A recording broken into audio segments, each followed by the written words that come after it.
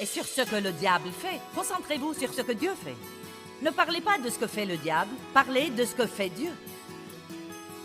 Ne parlez pas de tous les problèmes du monde. Trouvez quelque chose de bon pour en parler.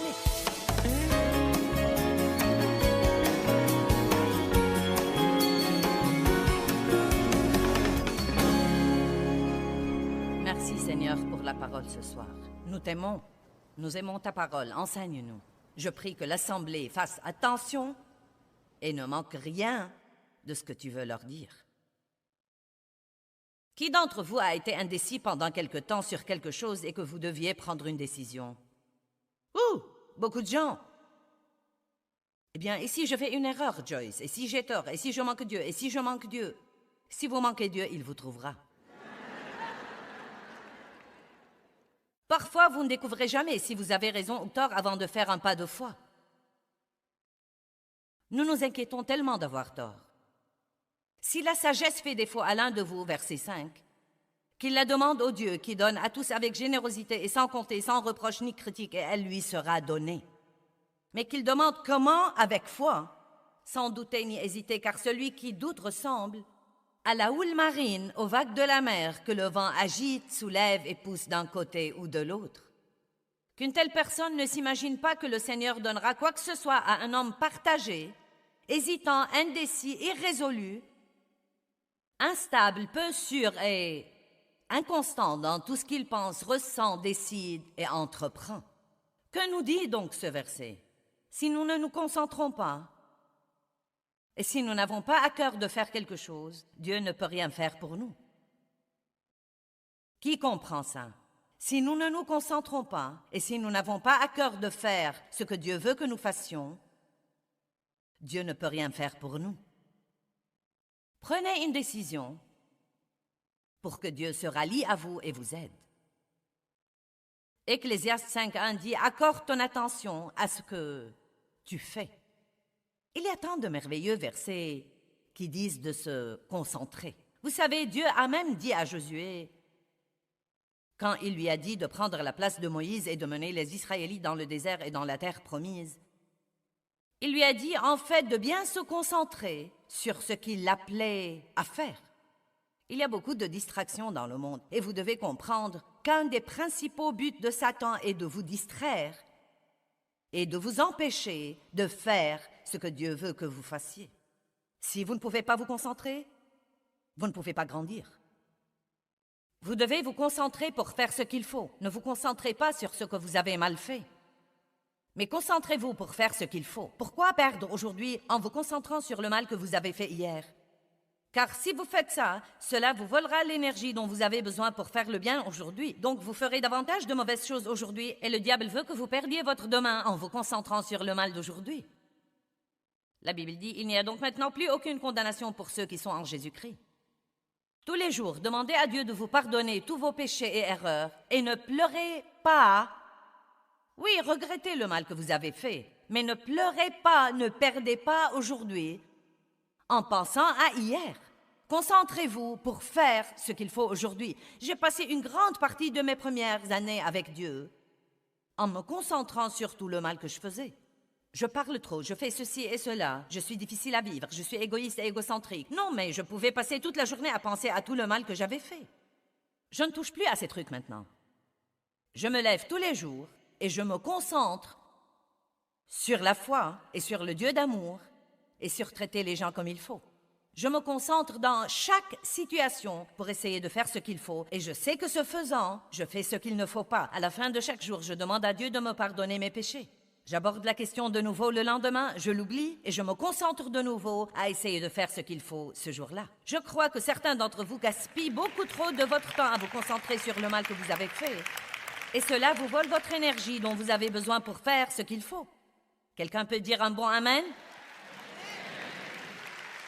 Vous pouvez vous détacher de Dieu par vos propres erreurs et Dieu veut que vous receviez son pardon et que vous alliez de l'avant. Recevez son pardon et allez de l'avant. Vous ne pouvez rien faire à l'égard de ce que vous avez fait, mais vous pouvez vous améliorer aujourd'hui si vous vous concentrez.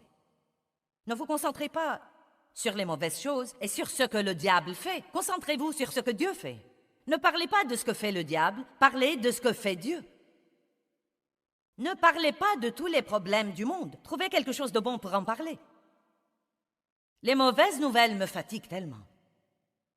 Non, mais en fait, je ne regarde même pas les nouvelles. Non, mais c'est étonnant les choses qui se passent dans le monde et je ne le sais même pas. Vous croyez peut-être que je devrais être plus informée, mais j'ai l'impression que tout ce que je dois savoir, Dieu fera en sorte que quelqu'un me le raconte. Je ne veux pas écouter ces trucs. Mauvais, mauvais, mauvais, mauvais, mauvais. Je ne veux pas me concentrer sur ce qui est mauvais. Je ne veux pas non plus pratiquer la politique de l'autruche et ne pas faire face aux problèmes. Non, mais j'ai passé des années de ma vie à parler de ce que faisait le diable, plus que je ne parlais de ce que faisait Dieu. Amen? Le diable fait ceci et le diable fait cela. Non, non, non, non, non, non, non. Non, concentrez-vous sur ce que fait Dieu dans votre vie et parlez-en.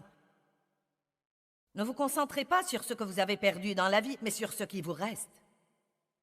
Allez!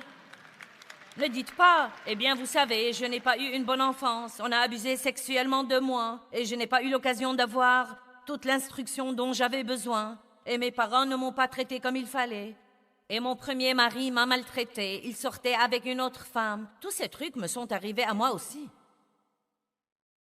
Absolument. Je n'ai pas eu un bon début, mais je vais avoir une bonne fin. Allez! Vous n'avez peut-être pas eu un bon début. Peut-être que vous traversez une période difficile en ce moment, mais vous savez quoi? Vous pouvez changer votre pensée et votre attitude, et vous pouvez vous concentrer sur l'avenir. Vous pouvez oublier ce qui est en arrière et vous élancer vers les choses qui sont en avant. Ce n'est pas trop tard pour vous. Mais vous devez régler vos priorités. J'aime Galates 5,16, il dit « Marchez selon l'esprit, et vous n'accomplirez pas les désirs de la chair. » Encore une chose sur la concentration. Concentrez-vous pour suivre Dieu et vous n'accomplirez même pas les désirs de la chair. Hébreux 12:2 dit « Détournez le regard de tout ce qui vous distrait et fixez-le sur Jésus, qui est l'initiateur et le consommateur de votre foi. » Et les soucis et les grandes inquiétudes qui essayent tout le temps de nous distraire. La même semence, la semence du même genre, est tombée dans cette terre dont nous parlons ce soir. Mais les soucis et la séduction de ce monde ont distrait ce croyant et cette semence n'a pas porté du fruit dans sa vie. Satan essaye de nous distraire. Vous avancez, vous allez bien avec Dieu, vous avez une vie de prière, vous étudiez la parole, vous êtes dans une bonne église et tout à coup vous avez 2 ou 3 problèmes.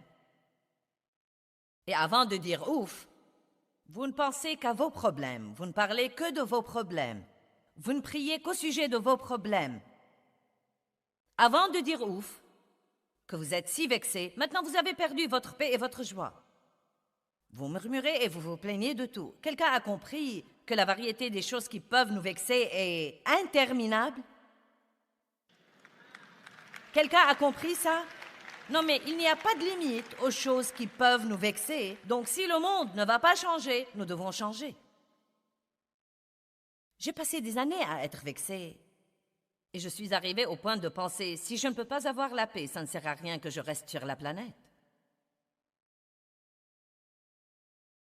À quoi bon vivre si vous vous levez malheureux tous les jours? Et nous pouvons avoir la paix, car dans Jean 14, verset 27, Jésus a dit « Je vous laisse la paix, je vous donne ma paix ». Regardons ce verset, c'est très étonnant, vraiment, dans la Bible amplifiée. Jean 14, 27. « Je vous laisse la paix. Je vous donne et je vous lègue ma paix. Ce n'est pas à la manière du monde que je vous la donne. Que votre cœur cesse de se troubler et qu'il cesse de craindre. Arrêtez de vous permettre d'être agité et dérangé et ne vous permettez pas d'être craintif et intimidé et lâche et perturbé. » Wow! Oh, tu veux dire que je ne peux pas prier, que la paix tombe sur moi, que je vais en fait devoir la choisir? Vous ne devez pas vous vexer.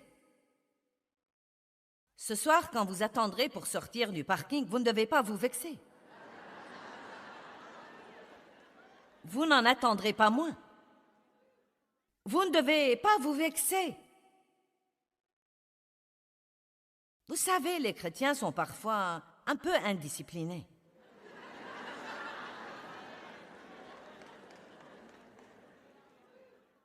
Il y a des gens qui m'ont regardé d'un drôle d'air quand j'essayais de me mettre sur la bonne file dans la circulation. Et j'étais si tentée de baisser ma vitre et de dire «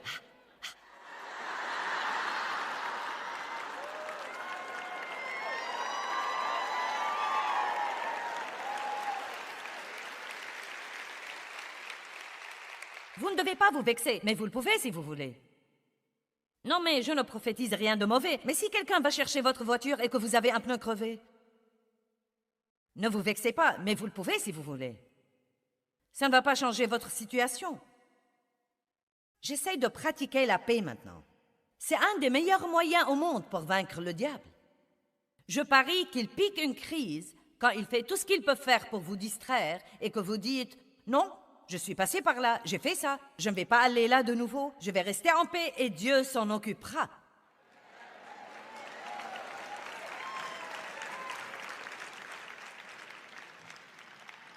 Qu'est-ce qui vous a vexé dernièrement?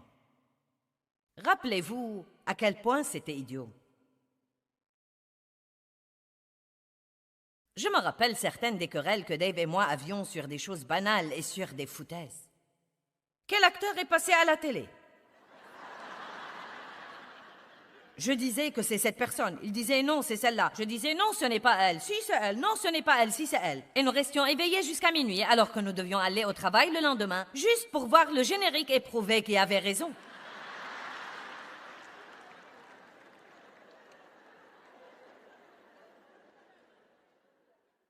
Des foutaises.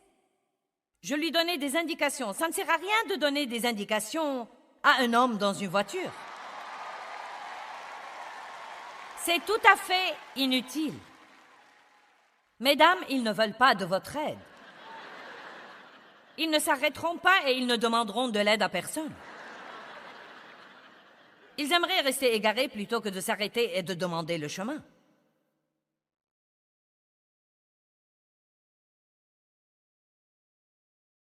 Nous devons arrêter de nous vexer pour des choses inutiles. Ne perdez plus votre temps désormais.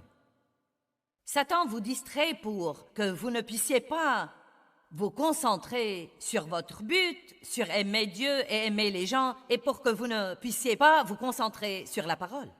La Bible nous enseigne et nous devons méditer la parole jour et nuit.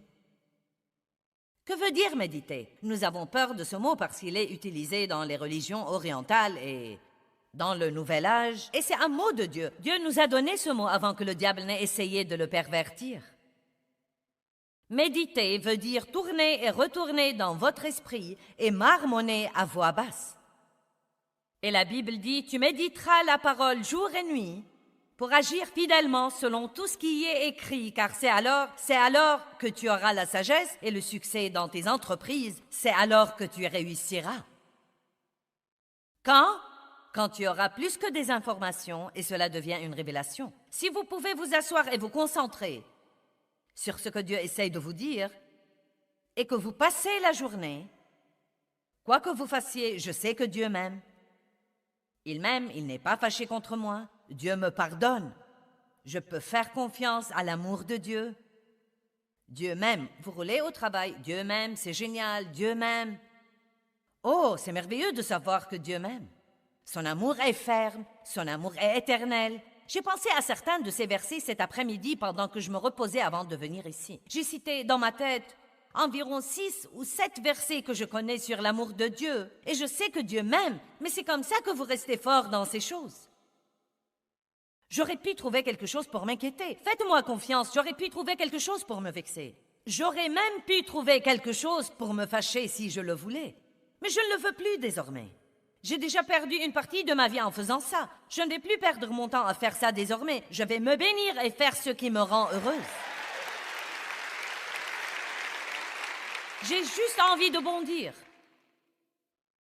Et je vous prie ce soir d'arrêter de perdre votre temps à essayer de changer quelque chose que vous ne pouvez vraiment pas changer. Chaque jour que Dieu nous donne est un cadeau de lui, et quel que soit ce qui se passe dans notre vie, nous devons trouver un moyen de jouir de ce jour. Vous m'avez entendu? Chaque jour est un cadeau de Dieu et chaque jour que nous perdons est un jour que nous ne pouvons jamais récupérer. Si vous perdez un jour à être fâché, vous n'allez jamais le récupérer. Si vous perdez un jour dans l'apitoiement sur soi, vous n'allez jamais récupérer ce jour-là. Mais si vous vous concentrez sur la foi et sur l'amour, et si vous vous concentrez sur la bonté de Dieu, et si vous vous concentrez sur son pardon, et si vous êtes déterminé à être une bénédiction pour les autres, ce sera un jour dans lequel vous avez investi, et il apportera toujours une récolte, même dans l'éternité. Amen. Les soucis sont inutiles. Restez déterminés. Ne faites pas des choses inutiles. Les bavardages vains sont inutiles. Oh mon Dieu, j'ai fait tant d'études dans les 2 dernières années sur les paroles de notre bouche. Essentiellement pour moi. Et aussi pour écrire ce livre qui sortira un peu plus tard cette année. La Bible dit que les bavardages vains mènent vers de plus en plus d'impiété. Le bavardage vain, c'est rester assis à ne rien faire et dire des trucs qui n'ont aucune puissance en elles. Potiner et murmurer et se plaindre et... Se mettre en colère à cause de choses incontrôlables est inutile. Essayer de changer quelque chose que vous ne pouvez pas changer est inutile. S'attendre à ce que les autres soient parfaits est inutile. S'attendre à ce que les autres ne vous blessent jamais ou ne vous déçoivent jamais est inutile. S'attendre à ce que votre adolescent se comporte normalement est inutile. Et je ne suis pas contre les adolescents, je les aime, ils sont merveilleux, mais vous savez, ils passent par des trucs, ils grandissent, ils doivent apprendre. Et vous devez prier pour eux, ils développent leur personnalité et essayent de découvrir ce qu'ils veulent faire. Et vous savez, ce n'est pas toujours facile pour eux non plus. Une autre chose que ce verset dit qu'elle nous distrait est la séduction des richesses. Maintenant, nous aimons tous l'argent et les choses. Nous n'allons pas dire que nous ne les aimons pas, nous les aimons. Et il n'y a aucun mal à avoir de l'argent et des choses. Si Dieu veut que quelqu'un ait de l'argent, pourquoi ne voudrait-il pas que ses enfants l'aient? Cependant, bien que l'argent ne soit pas un problème et que les choses ne soient pas un problème, aimer l'argent et les choses et avoir soif des richesses est un grand problème. Il est très important de ne pas se concentrer sur l'argent, mais de se concentrer sur Dieu et de se fier à lui pour nous donner ce qu'il sait que nous pouvons gérer. Je vous défie de prier que Dieu ne vous donne jamais plus que vous ne pouvez supporter et rester proche de lui. Allez maintenant, j'ai dit, je vous défie de prier Dieu de ne pas vous donner plus que ce que vous ne pouvez gérer et le faire passer avant tout dans votre vie. Car croyez-moi, parfois, plus vous avez de choses, plus elles vous éloignent de Dieu. Elles peuvent devenir une distraction, car tout ce que vous possédez maintenant est quelque chose dont vous devez vous occuper. Chaque bibelot que vous apportez chez vous est quelque chose que vous devez épousseter. Oh, c'est bon ce soir, vous feriez mieux d'être heureux. Amen. Cherchez premièrement le royaume et la justice de Dieu, et toutes ces choses vous seront données par-dessus. Oswald Sanders a dit, « Mais à moins que nous soyons sur nos gardes, elles, les choses, deviennent la fin principale de la vie, et Dieu et son royaume sont progressivement relégués à une place secondaire. » J'aime voir les choses et l'argent comme des aimants. Si vous n'êtes pas prudent, vous vous laisserez entraîner par eux et vous vous éloignerez de Dieu. Je ne veux pas avoir plus que ce que je ne peux gérer. Je ne veux pas que ce ministère devienne plus grand que ce que je peux gérer et je veux garder Dieu en premier.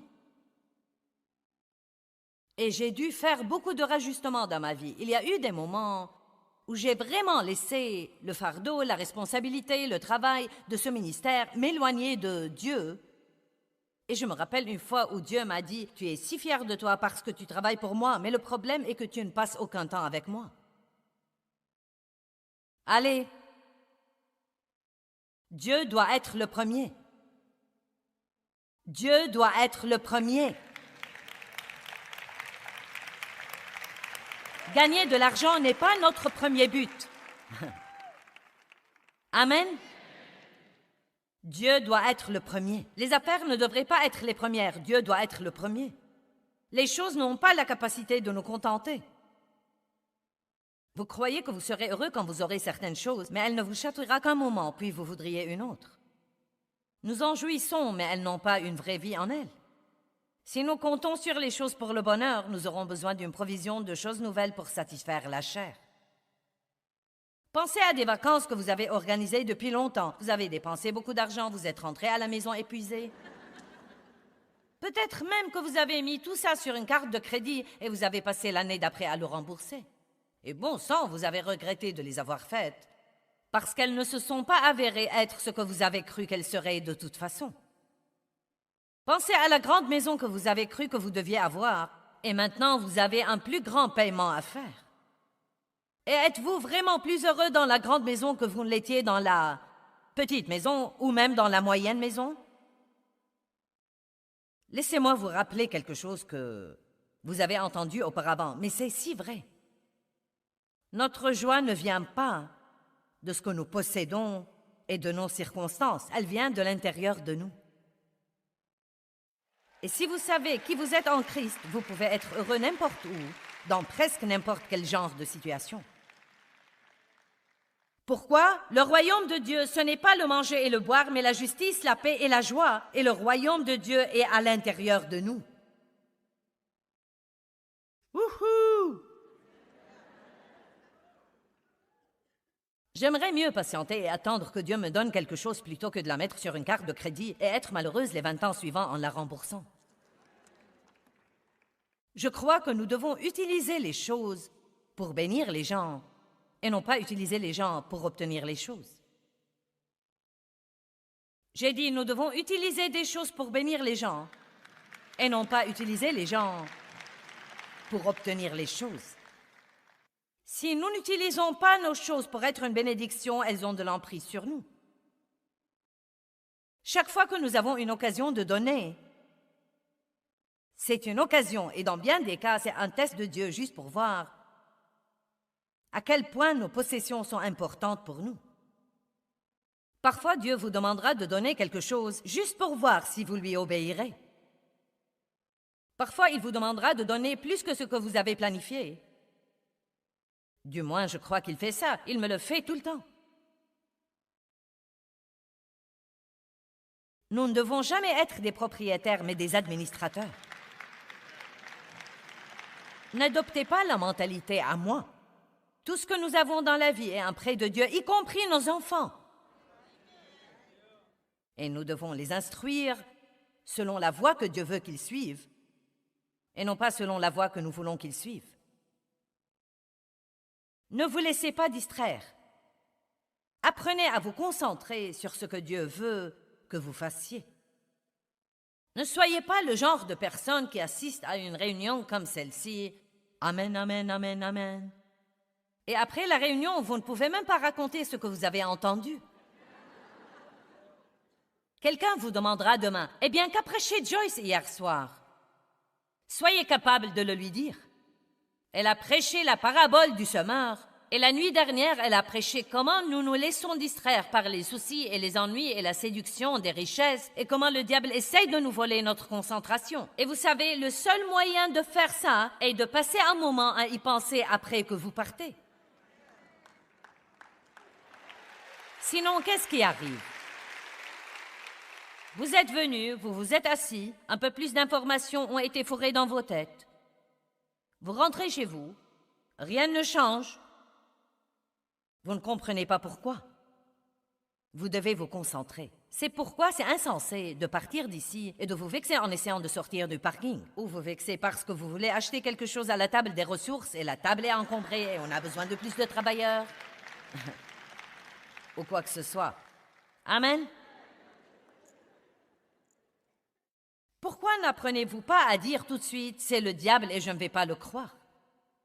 C'est le diable qui essaye de me vexer et je ne vais pas lui donner ma paix. C'est le diable qui essaye de me voler ma joie et je ne vais pas lui donner ma joie. Je vais rester déterminé.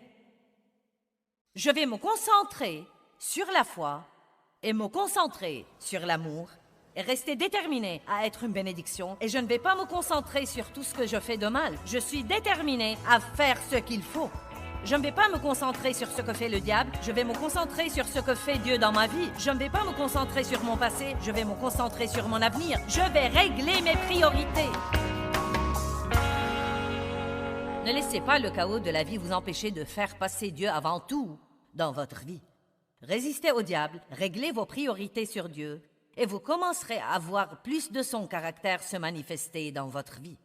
Le caractère de Dieu est très, très important. Beaucoup de gens n'ont jamais la victoire dans leur vie parce qu'ils ne savent pas faire confiance à Dieu. Et on ne peut pas lui faire confiance si on ne connaît pas son caractère.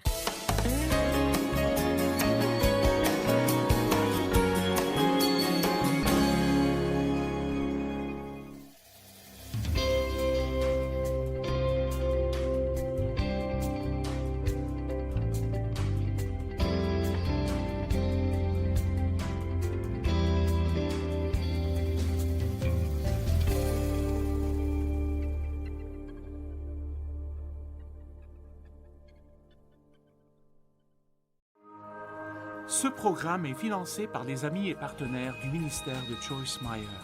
Je suis sérieuse. Ne passez pas votre vie entière à faire quelque chose que vous détestez. Nous devrions aimer nos vies et nous devrions jouir de nos vies. Et vous ne pouvez pas faire cela si vous essayez d'être comme quelqu'un d'autre.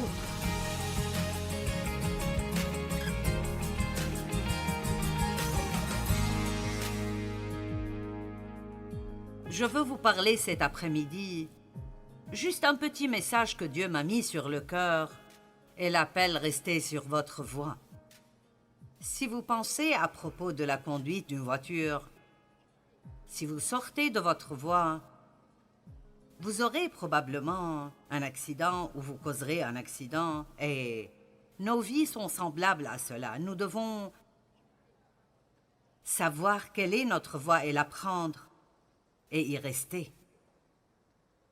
Et quand vous découvrez ce qu'est votre place parfaite ou ce que vous êtes supposé faire, ce qui est votre don et votre talent, le diable utilisera n'importe quelle façon pour essayer de vous sortir de là. Et l'une des choses qui arrive est que nous commençons à nous comparer à d'autres personnes et peut-être que nous ne faisons pas ce qu'ils font et peut-être qu'il semble ce qu'ils font est plus important ou c'est mieux que ce que nous faisons. Et donc, nous tombons dans ce piège et je pense que tout le monde fait cela au moins une fois dans la vie. Pour certains, c'est un problème pour la vie d'essayer d'être quelque chose que nous ne sommes pas. Nous pensons que nous devrions être comme cette personne-ci ou celle-là, ou agir comme vous, ou nous comporter comme vous, ou être capable de faire ce que vous faites. Et non seulement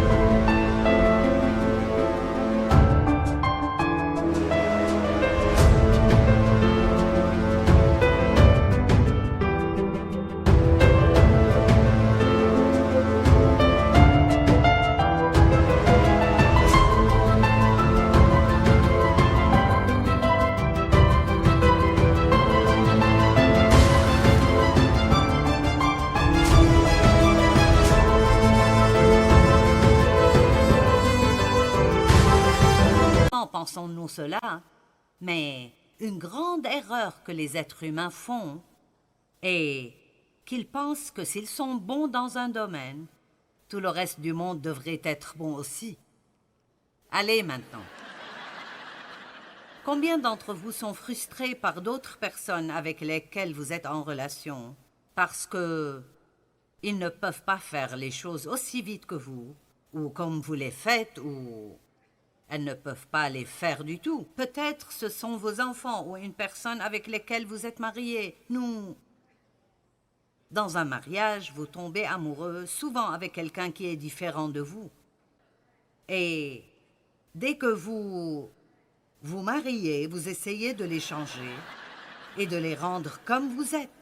Et c'est une grande erreur parce que nous sommes attirés à des personnes qui ne sont pas comme nous parce que nous avons besoin d'elles. Nous avons certains dons, les autres ont certains dons, et la façon dont Dieu veut que son corps marche et que chacun d'entre nous amène ce qu'il a et qu'on travaille ensemble sans comparer et sans penser que notre travail détermine la valeur qu'on a. Je vais répéter. Votre travail, votre carrière ne détermine pas la valeur que vous avez. Amen. Nous devons arrêter de regarder quelqu'un et de penser que s'il semble posséder ce que le monde considère comme un travail plus important, et j'ai dit ce que le monde considère être un travail plus important, cela fait cette personne plus importante que nous ou meilleure que nous. Ce que nous devons faire est de découvrir ce que Dieu veut que nous fassions et de le faire, et nous aurons une récompense égale. Si je suis là, c'est parce que c'est là que Dieu m'a donné la grâce d'être. Et les gens m'écoutent parler. Ou si je suis une bonne chanteuse, ce que je ne suis pas, mais il y avait des personnes ici avant moi qui l'étaient. Ou peut-être il y a quelqu'un d'autre ici qui a comme responsabilité de nettoyer cet endroit après que tout cela soit terminé. Peut-être de nettoyer les salles de bain après nous et de faire le ménage. Les gens pensent souvent, eh bien, je fais juste le ménage. Je déteste quand les femmes disent « je ne suis qu'une femme au foyer ». Laissez-moi vous le dire. Au moment où vous dites ceci, vous dites déjà que vous vous abaissez ou ce que vous pensez à votre propos. Et je vous le dis. Je me souviens d'être à la maison avec 3 enfants. Et ce n'est pas juste n'importe quoi. Ça vous fera n'importe quoi, excepté vous libérer. Et c'est beaucoup de travail. Vous n'êtes pas juste une femme au foyer. Vous êtes une mère. Vous prenez soin de... Les femmes s'occupent de tellement de choses et elles sont si précieuses. Et donc, tellement multitâches. Elles ont des cœurs tendres, elles se soucient des choses et donc... L'un de mes objectifs aujourd'hui est que tout le monde se sente bien à propos de lui-même. Et je veux que tout le monde sorte d'ici sachant que vous n'avez pas de raison ni de droit de vous comparer à quiconque d'autre. Et si vous faites ceci, je veux que vous arrêtiez de vous comparer à d'autres personnes. Vous n'avez pas besoin de leur ressembler, d'agir comme eux, de savoir ce qu'ils savent, de faire ce qu'ils font. Vous devez juste être vous-même. Et vous n'avez pas besoin de vous excuser pour qui vous êtes. Vous devez être vous-même parce que tout le monde d'autre est déjà pris. Amen. Donc, si vous sortez de votre voie et vous essayez de courir la course de quelqu'un d'autre, vous arriverez à un désastre dans votre vie. Et il y a des personnes présentes ici aujourd'hui et des gens qui écoutent et qui regardent sur de différents appareils et vous n'êtes pas content parce que vous essayez d'être quelqu'un que vous n'êtes pas. Et ceci est la seule raison Et vous le faites pour toutes les mauvaises raisons, parce que vous pensez que vous êtes supposé le faire, parce que les gens vous disent cela. Tous ceux qui font quelque chose pensent que tout le reste du monde devrait le faire. Mais ce n'est pas ce qui doit être. Vous savez, je m'asseyais à l'église et je pensais, j'aurais aimé pouvoir chanter comme elle. Waouh, elle a une si belle voix. J'aurais aimé pouvoir chanter comme elle. Dieu m'a enseigné une leçon. Il a dit, j'ai mis des dons dans d'autres personnes pour que tu en jouisses. Pas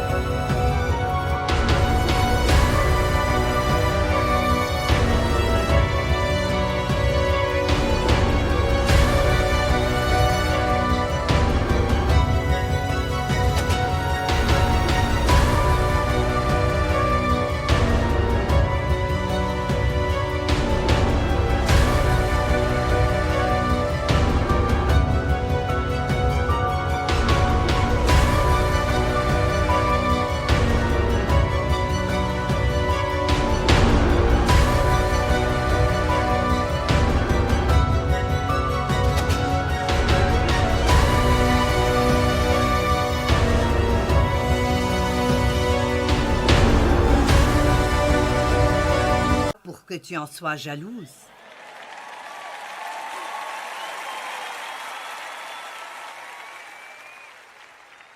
Maintenant, j'ai le don de la communication et je vais communiquer des choses avec vous à propos de la parole de Dieu qui vous aideront à la comprendre d'une meilleure façon. Donc, tout ce que vous avez besoin de faire est de profiter de mon don. Mon don fait que je dois travailler, mais vous pouvez en jouir. Et vous voyez, votre don fait que vous devez travailler, mais là je peux en jouir. Et avant que Dieu puisse faire beaucoup à travers vous, vous devez vous réconcilier avec ce fait et être à l'aise dans votre peau. Amen. Vous ne pouvez pas dire « Oh, je voudrais être la prochaine Joyce Meyer ». Eh bien, j'espère que non. J'espère qu'il n'y aura qu'une seule moi et que quoi que vous fassiez, ce sera meilleur que tout ce que j'ai fait. Ne vous contentez pas d'être comme quelqu'un d'autre. Soyez la meilleure version de vous que vous puissiez être. Et arrêtez de vous excuser pour vous-même. Amen. Faites ce que vous faites bien. N'ayez pas peur de juste faire ce que vous faites bien. Croyons-nous vraiment que Dieu veut que nous soyons heureux? Pensez-vous qu'il vous forcera à avoir une carrière qui vous rendra misérable? Combien de personnes gardent un travail qu'ils détestent juste parce qu'ils gagneraient un peu plus d'argent que s'ils prenaient un travail qu'ils aimeraient vraiment avoir? Allez, je vais le redire très lentement. Vous savez combien de personnes détestent leur travail? Je déteste mon travail. Je déteste mon supérieur et mes collègues au travail. Je déteste conduire au travail. Dieu ne veut pas que nous détestions nos vies et ce que nous faisons. Donc vous dites, eh bien pourquoi ne cherches-tu pas un autre travail? Pourquoi pas? Je ne peux pas me permettre d'abandonner cet argent, je gagne une bonne somme. Écoutez, la joie est beaucoup plus importante que l'argent. Et bien sûr, nous avons besoin d'argent, mais ce serait mieux pour vous de trouver un travail où vous pouvez être content que de passer votre vie entière à faire quelque chose que vous détestez. Et j'espère que je pousserai quelqu'un à bout aujourd'hui pour qu'il ait assez de courage pour quitter cet emploi qu'il déteste. Je suis sérieuse. Ne passez pas votre vie entière à faire quelque chose que vous détestez. Nous devrions aimer nos vies et nous devrions jouir de nos vies. Et vous ne pouvez pas faire cela si vous essayez d'être comme quelqu'un d'autre. Dieu nous donne toujours la grâce pour notre place. Beaucoup de personnes ne semblent pas savoir ce qu'elles sont supposées faire de leur vie. Si vous ne savez vraiment pas ce que vous êtes appelé à faire, essayez de faire quelques trucs. Et trouvez ce que vous aimez bien faire. Trouvez ce que vous appréciez. Trouvez ce que vous faites bien. Quand je suis tombée amoureuse de Jésus, je voulais juste servir Dieu. Je voulais juste travailler pour lui et faire tout ce que je peux faire. Et j'étais prête à essayer n'importe quoi. Je n'étais jamais l'une de ces personnes qui passent la moitié de leur vie à attendre que Dieu leur dise ce qu'ils sont appelés à faire. Je m'occupais et si l'Église avait une équipe d'évangélisation et l'Église où j'allais avait un grand ministère de rue au centre-ville de St. Louis et ils aimaient beaucoup donner des brochures et elles étaient blanches et jaunes et avaient un petit smiley dessus avec un « Jésus vous aime ». Et nous allions au centre-ville de St. Louis et nous donnions ces brochures à des étrangers et nous disions « Jésus vous aime ». Et je détestais cela.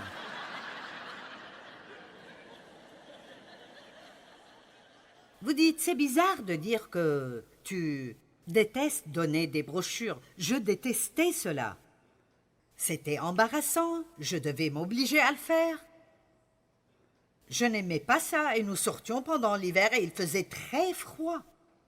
Et je me souviens de la première brochure que je donnais, ils l'ont arrachée de ma main en disant « Je ne veux pas de ta blip, blip, blip de choses ».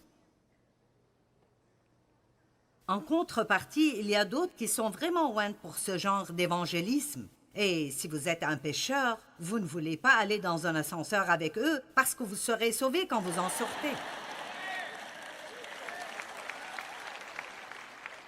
J'ai essayé l'évangélisation de porte à porte et là, tout ce que je faisais était de laisser les autres parler.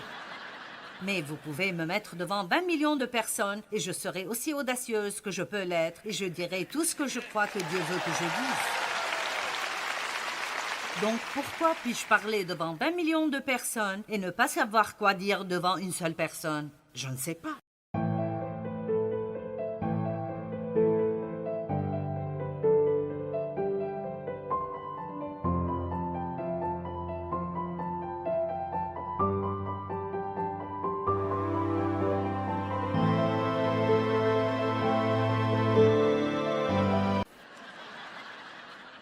Et en plus, je m'en fiche.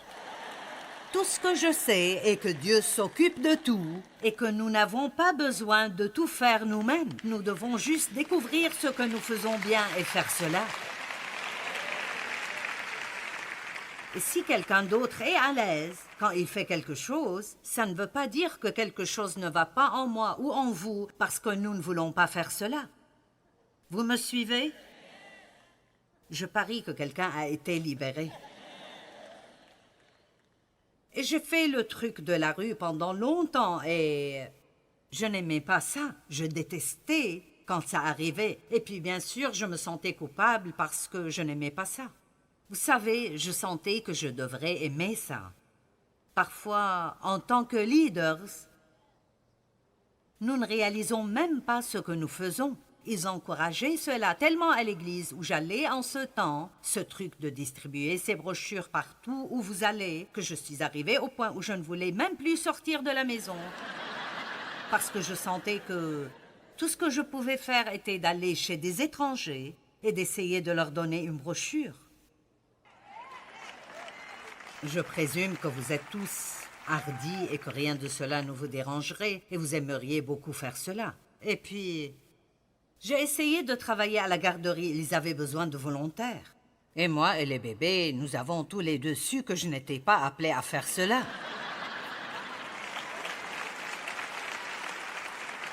Allez. Puis j'ai eu cette idée d'aller rassembler ce groupe de femmes et nous allions mettre des brochures d'évangélisation sur les voitures dans les parkings.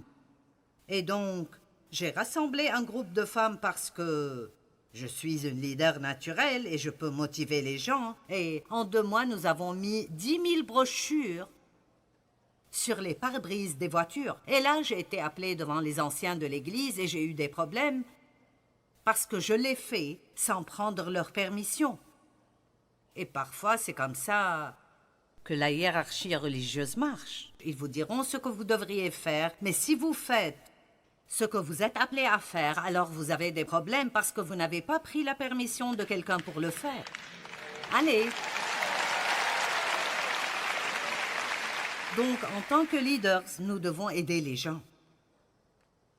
Nous devons ne pas les forcer de faire ce que nous voulons qu'ils fassent. Mais nous devons les aider à trouver ce pourquoi ils sont doués et ce qu'ils sont loin pour faire. Et c'est votre responsabilité en tant que parent aussi.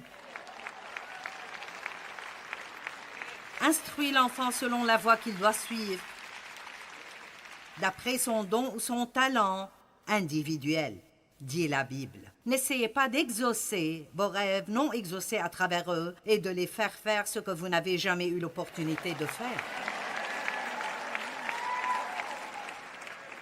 Trouvez votre propre voie et restez-y. Appréciez votre vie. Jésus a dit qu'il est mort afin que nous puissions vivre pleinement nos vies. Ceci a complètement retourné mon monde quand j'ai vu cela il y a plusieurs années. Nous ne sommes pas ici pour survivre jusqu'à ce que Jésus revienne. Nous sommes supposés vivre pleinement, apprécier notre cheminement, apprécier ce que nous faisons. Même Adam et Ève ont été commandés de savourer toute la nourriture dans le jardin. Nous sommes supposés apprécier l'un l'autre, vivre pleinement la vie que Dieu nous a donnée. Romains 12, 3 à 8. Par la grâce qui m'a été donnée, je dis à chacun de vous de n'avoir pas de lui-même une trop haute opinion, mais de revêtir des sentiments modestes selon la mesure de foi que Dieu a départie à chacun. Ceci est un bon message en lui-même parce que ça dit « D'accord, quel que soit le don que vous avez, quelle que soit la grâce que Dieu vous a donnée de faire ce que vous faites, ne faites pas l'erreur d'avoir une plus haute opinion de vous-même que vous devriez en pensant que c'est vous qui agissez. Parce que ce n'est pas vous qui agissez, c'est Dieu qui le fait à travers vous. C'est exactement pour cela que, quoi que nous fassions, notre qui est ce qui importe. C'est qui nous sommes en Christ. Et tout le monde en Christ est égal, quoi que vous fassiez ou non. Amen. Et si vous ne réalisez pas que ce que vous faites bien, vous le faites bien parce que Dieu vous l'a permis et vous a donné d'être doué dans ce domaine, vous tomberez dans ce piège de penser que tout le reste du monde devrait être capable de faire ce que vous faites. Vous me comprenez? Est-ce que quelqu'un s'est-il déjà énervé avec vous parce que vous ne pouviez pas faire ce qu'il fait? Oui, allez, je vais trouver quelqu'un à qui parler ici. Oui. Pouvez-vous vous imaginer?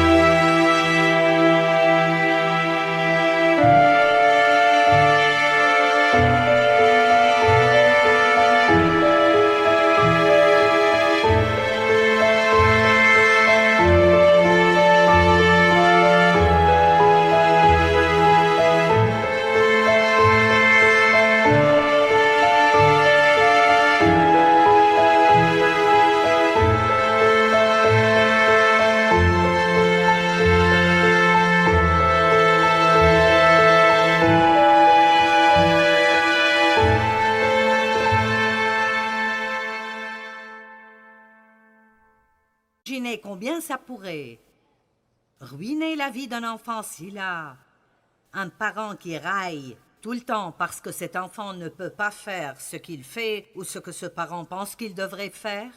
Ou, la pire des choses, comparez vos enfants l'un à l'autre.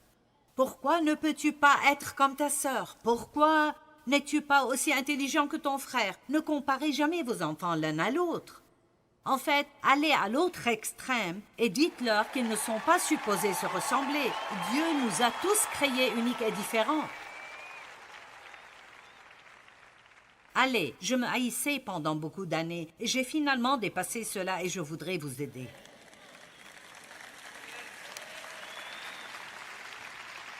Car comme nous avons plusieurs membres dans un seul corps et que tous les membres n'ont pas la même fonction, qu'importe combien vous voulez cela, vous ne pouvez simplement pas faire tout ce que tout le monde peut faire. Merci. Ça doit vouloir dire que tu en as besoin. Je sens vraiment que certaines des personnes sont tendues ici. Allez, nous ne venons pas à l'église pour nous impressionner l'un l'autre. Écoutez, tant que vous ressentez le besoin d'impressionner quelqu'un, vous ne serez jamais libre.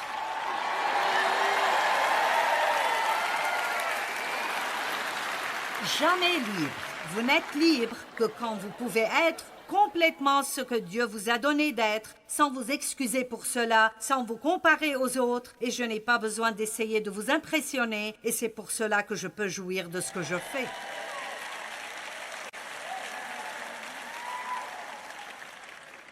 Et je ressens juste vraiment dans mes os que quelqu'un aura une percée aujourd'hui. Je veux dire, vous allez le piger, je vais bien. Je vais bien. Il n'y a rien de mal en moi-même si je ne suis pas vous. Il n'y a rien de mal en moi-même si je pèse 10 kilos de plus que vous. Je ne peux pas les perdre, quoi que je fasse. N'aimez-vous pas ces personnes qui oublient de manger? Je pourrais oublier des tas de trucs, mais je n'oublie jamais de manger. Amen. Une personne pourrait enlever le soda de son régime et perdre 15 kilos alors qu'une autre pourrait vivre de pain et d'eau et gagner du poids. Je continue.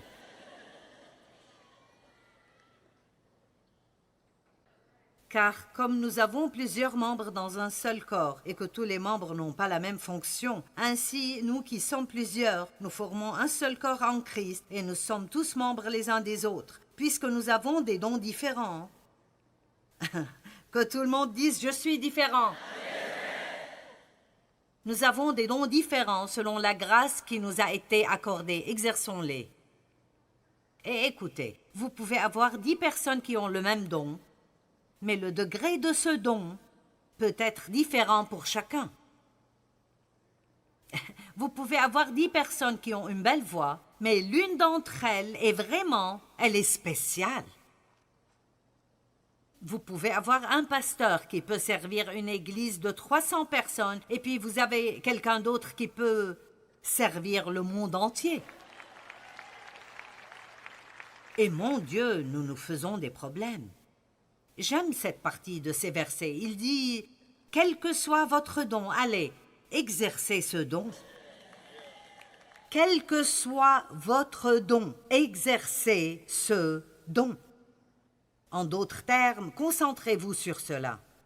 Pourquoi essayons-nous toujours d'être bons en toutes choses? Si vous êtes mauvais dans quelque chose, vous pouvez vous battre toute votre vie et peut-être devenir médiocre. Mais si vous êtes bon dans quelque chose, vous pouvez travailler avec Dieu et vous pouvez devenir excellent très rapidement. La façon de vous distinguer est de ne pas aller à mi-chemin, d'être peut-être assez bien dans 20 choses, mais c'est de prendre 2 ou 3 choses pour lesquelles vous êtes vraiment doué et de vous concentrer sur cela et de devenir exceptionnel. Vous n'avez pas besoin de faire ce que tout le reste du monde fait. Vous n'avez pas besoin de faire ce que tout le reste du monde fait.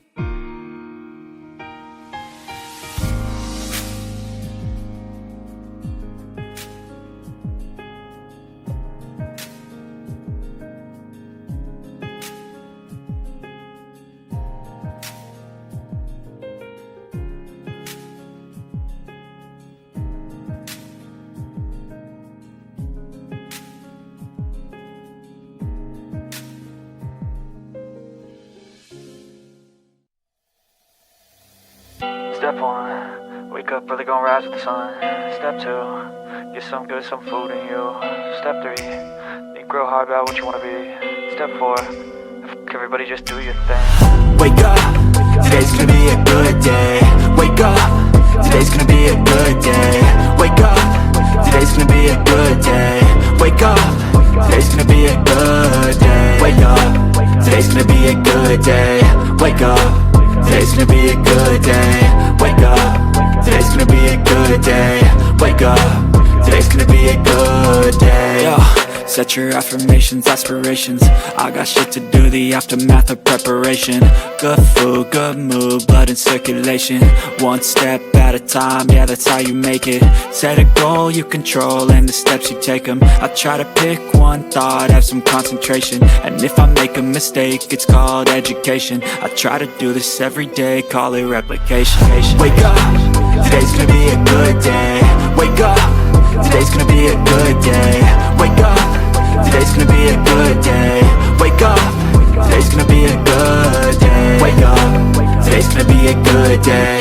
Wake up, today's gonna be a good day. Wake up, today's gonna be a good day. Wake up, today's gonna be a good day. So life ain't easy, yo, I think there's a reason though. Ups and downs, just like every different season, yo. Sometimes I'm high, other times I'm barely breathing, though. I always gotta fight and hide from the demons, yo. Negative thoughts are poison, they rot. Head full of flies, so here come the clouds. They'll never stop unless I can swap all the bad for the good in my head when I'm lost. Yeah, so I'ma fake it till I make it. Positive thoughts are overtaken, I got patience. One day at a time is how you operate a cadence. A flow, you grow, you show yourself a foundation. Stay away from all the shit that causes temptation. I know that I like to do it cause it's sensation. I live my life in my head like a narration. Don't expect greatness, do my best, man, I'll take it. Wake up, today's gonna be a good day.